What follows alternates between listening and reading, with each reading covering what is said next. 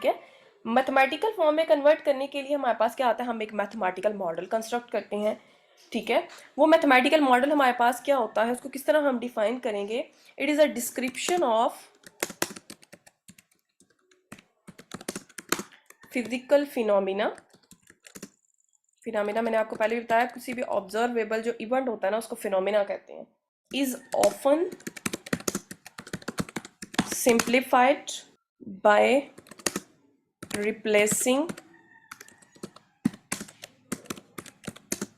actual physical objects by suitable mathematical models। ये वही example आप दोबारा से लिए हैं, जैसे मैंने आपसे कहा कि अगर आपको किसी भी दो चीज़ों के दरमियान अगर डिस्टेंस फाइंड आउट करना है, लाइक आपको दो इंसानों के दरमियान जो है ना डिस्टेंस फाइंड आउट करना है, आपको दो घरों के दरमियान डिस्टेंस फाइंड आउट करना है, आपको ज़मीन और चांद के दरमियान डिस्टेंस फाइंड आउट करना है, ठीक है। सन एंड जो है ना मून को आप कंसिडर करना चाहते हैं, वो क्या है आपके पास, फिजिकल ऑब्जेक्ट्स हैं, ठीक है।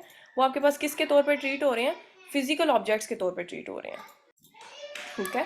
कोई भी फिजिकल फिनोमेना आपको दिया जाएगा जिसको आप सिंप्लीफाई करेंगे, आप क्या रिप्लेस करेंगे, उन फिजिकल ऑब्जेक्ट्स को। वो फिजिकल ऑब्जेक्ट्स आपके पास कुछ भी हो सकते हैं, बाय सूटेबल मैथमेटिकल मॉडल, सम सूटेबल मैथमेटिकल मॉडल्स की रिस्पेक्ट से आप उनको रिप्लेस करेंगे।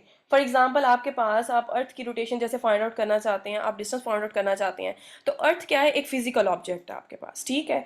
उसके बाद आपके पास सन क्या है, एक फिजिकल ऑब्जेक्ट है आपके पास। लेकिन जब आप उनका रोटेशन चेक करना चाहते हैं, तो आप जो रोटेशन की फिगर्स ड्रॉ करते हैं उसके अंदर आप उसको किस चीज़ का नाम देते हैं, एक मैथमेटिकल मॉडलिंग के अंदर आप उसको एक पॉइंट का नाम देते हैं कि फलां जगह पे ज़मीन है, फलां जगह पे सूरज है। हमने उसको स्पेस के अंदर एक पॉइंट आउट कर दिया। उस पॉइंट आउट करने के बाद हमने उसकी क्या कंस्ट्रक्शन कर लेते हैं, एक मैथमेटिकल मॉडल में कंस्ट्रक्ट कर लेते हैं। तो सेकंड स्टेप हमारा मैकेनिक्स के अंदर क्या होता है कि जो भी फिजिकल फिनोमिना दिया होता है उसकी डिस्क्रिप्शन जो दी हुई होती है, ठीक है, उसको सिंप्लीफाइड फॉर्म में करते हैं, उन फिजिकल ऑब्जेक्ट्स को रिप्लेस करके बाय दी मैथमेटिकल मॉडल्स के साथ आप उनकी रिप्लेसमेंट करते हैं जी। नेक्स्ट हमारे पास आ जाता है सम अनडिफाइंड कॉन्सेप्ट्स। ये अनडिफाइंड कॉन्सेप्ट जो थ्रू आउट द सिलेबस हम करेंगे, वो हम तीन यहाँ पे अनडिफाइंड कॉन्सेप्ट्स करेंगे। फर्स्ट वन हमारे पास आ जाता है, द मोस्ट इंपॉर्टेंट वन आपके पास आ जाता है, स्पेस। फर्स्ट कॉन्सेप्ट हमारे पास अनडिफाइंड कॉन्सेप्ट क्या है, ये जो हमारे पास फर्स्ट पॉइंट था, अनडिफाइंड कॉन्सेप्ट्स आर टर्म्स, उसके अंदर जो पहला हमारा जो डेफिनेशन या टर्म आती है दैट इज स्पेस, आपके पास आ जाएगी स्पेस।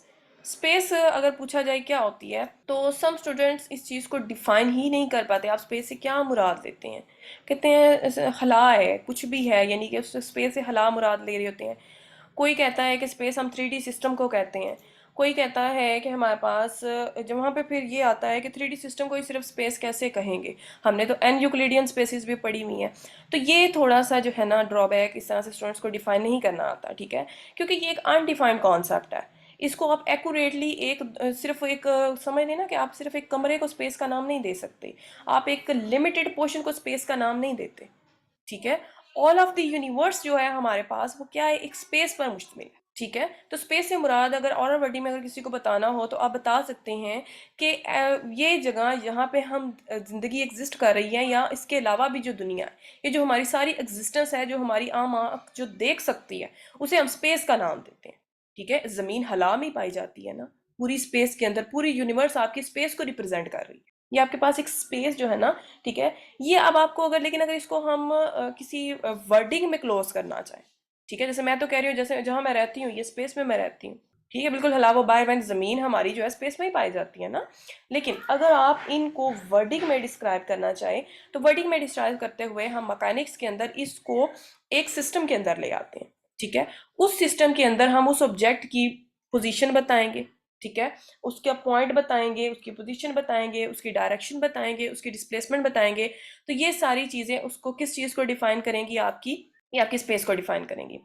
लाइक इसके अंदर हम क्या चीज़ें यूज़ करेंगे, फर्स्ट वन पे हम नाम दे लेते हैं कि it is closely related two point, ठीक है, ये पॉइंट के साथ रिलेट कर सकते हैं हम, फिर हम पोजीशन के साथ रिलेट कर लेते हैं, फिर हम इसको रिलेट कर लेते हैं डायरेक्शन के साथ, ठीक है, फिर हम इसको रिलेट कर लेते हैं डिस्प्लेसमेंट के साथ। और अगर आप गौर करें तो ये वही सारे कंसेप्ट्स हैं, ठीक है। कोई भी आपका ऑब्जेक्ट पाया जाता है उसको एज अ पॉइंट ट्रीट किया जाएगा, ठीक है। कोई भी ऐसा हमारे पास फिनोमिना जिसके अंदर हम किसी को ऑब्जेक्ट को पॉइंट का नाम दे सकें, वो क्या पाया जाएगा, स्पेस में पाया जाएगा। उस पॉइंट को हम उस स्पेस के अंदर किसी कोऑर्डिनेट सिस्टम की रिस्पेक्ट से किसी उसकी पोजीशन बता सकें, वो किस पॉइंट पोजीशन पे खड़ा है। अब यहाँ पे ये भी हम कैसे डिफाइन करते हैं वो किस पॉइंट पे खड़ा है, वो किस पोजीशन पे खड़ा है। अगर हम वो चीज़ डिफाइन कर सकते हैं देन हम स्पेस में हैं। फिर हम उसकी डायरेक्शन बता सकते, ये रिलेट करेगा डायरेक्शन के साथ, स्पेस डायरेक्शन भी बताएगी हमें। फिर डायरेक्शन अगर बता रही है फिर हम उस तरफ मूवमेंट भी तो बताएगी ना, डिस्प्लेसमेंट भी बताएगी। तो ये सारी चीज़ें जब हम रिलेट करते हैं देन इन सारी चीज़ों की रिलेशन हमारे पास जो रिलेट करता है हमें क्या देता है, एक स्पेस देता है। ठीक है, तो क्लोज हमारे पास एक कंसेप्ट जो रिलेट करता है वो पॉइंट, पोजीशन, डायरेक्शन और डिस्प्लेसमेंट के साथ, वो हमारे पास किस चीज़ को डिफाइन करता है, वो हमारे पास स्पेस को डिफाइन करता है। और सम अदर जो है ना वर्डिंग में अगर इसको डिफाइन किया जाए, शॉर्ट सी जो मैं आपको अगर इसकी डेफिनेशन स्पेस की बताऊं जो आप किसी को बता सकते हैं सिंपल वर्डिंग में, वो आपके पास आएगा the boundless 3D extent, the boundless 3D extent. ठीक है, ये बाउंडलेस है, इसकी कोई बाउंड्स नहीं आती हैं आपके पास, तो आपको इस तरह से भी डिफाइन कर सकते हैं जी। तो ये हमारे पास अनडिफाइंड कॉन्सेप्ट्स में क्या आ गया, स्पेस आ गया। अब स्पेस के अंदर जैसे अगर आप मेजरमेंट की बात कर रहे हैं, ठीक है, मेजरमेंट की बात करते हैं तो मेजरमेंट आपकी किस तरह से होती है, वो दो तरह से होती है, वो लेंथ एंड डिस्टेंस की फॉर्म में होती है। ठीक है, ये हमारे थोड़े से इसके साथ रिलेटेड कॉन्सेप्ट्स हैं, तो उनको हम यहाँ पे कोट कर लेते हैं कि मेजरमेंट अगर हम किया करेंगे तो वो मेजरमेंट हमारी किस तरह से हुआ करेगी जी। मेजरमेंट, ठीक है, स्पेस के अंदर अगर हम मेजरमेंट करेंगे तो वो मेजरमेंट हमारी क्या हमें इम्प्लाई करती है, वो हमें दो तरह की चीज़ें प्रोवाइड करती है। एक तो वो हमें लेंथ देती है, डिस्टेंस का ही नाम देते हैं जी। मेजरमेंट हमें क्या देगी, लेंथ की बातें करेगी और डिस्टेंस की बातें करेगी। दूसरी हमारे पास जो मेजरमेंट के अंदर जो लेंथ यूज़ हुई है, ठीक है, अब वो लेंथ को क्या हमारे पास किन यूनिट्स के अंडर होगी उस चीज़ को हम देखेंगे। ठीक है, तो साथ में हमारा जो कंसेप्ट इसके साथ क्लियर हो जाता है वो यूनिट्स का हो जाता है कि लेंथ हम निकालते हैं उसके यूनिट्स फिर क्या होंगे, units of length ji. Length के यूनिट्स जो कॉमनली यूज़ होते हैं वो हमारे पास फिट में यूज़ होती है। लेंथ फिट के तौर पे हम फाइंड करते हैं, मीटर्स में फाइंड करते हैं एंड माइल्स में।